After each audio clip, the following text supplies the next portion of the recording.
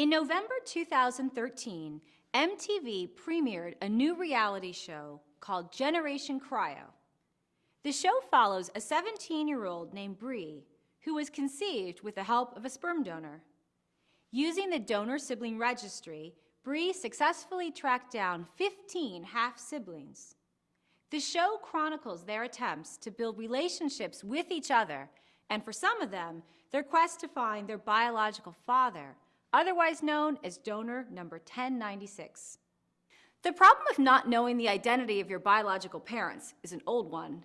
The great Greek playwright Sophocles wrote about it 2,500 years ago in his tragedy, Oedipus the King. According to an oracle, Oedipus was destined to kill his father and marry his mother. Cast away by his biological parents, Oedipus was raised by others. He eventually learned about the prophecy, but not about the identities of his parents. In the absence of this knowledge, he was unable to avert his tragic fate.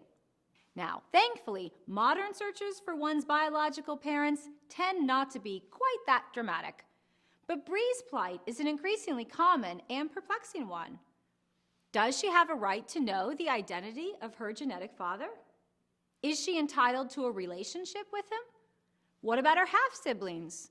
What, if anything, does donor number 1096 owe the children born as a result of his donation 2 decades ago?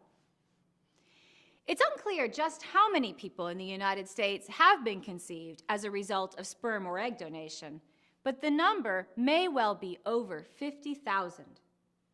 Compared to other countries, regulation of sperm donation in the U.S. is fairly minimal.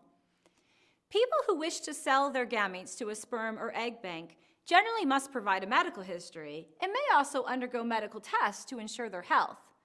But of course, not all genetic conditions are detectable through screening, and the state of medicine is constantly changing. We might wonder whether donors have an obligation not simply to provide a thorough and honest health history at the time of donation, but also to update that information over time, and perhaps provide new information on request. At first glance, this may seem perfectly reasonable, but a closer look shows that it's not quite that simple. Suppose that a child conceived with the help of a donor gamete wants to know about her lifetime risk of breast cancer.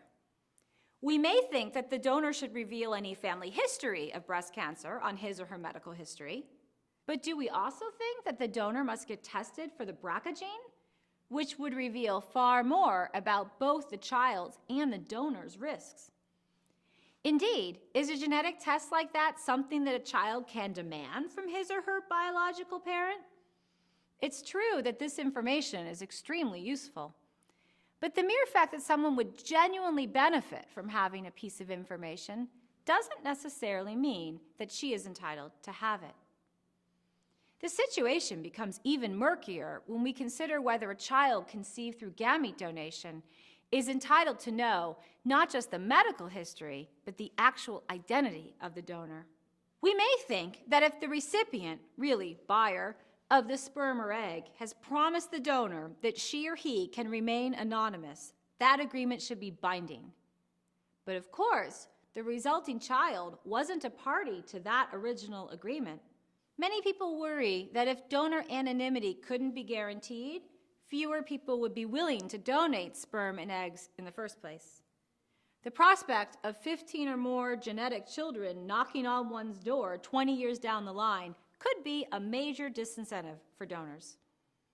The practice of anonymous donation depends on the idea that being a genetic parent need not be a meaningful connection, that it is something one can give up by signing a contract. And for many children of gamete donors, that genetic connection really is meaningless.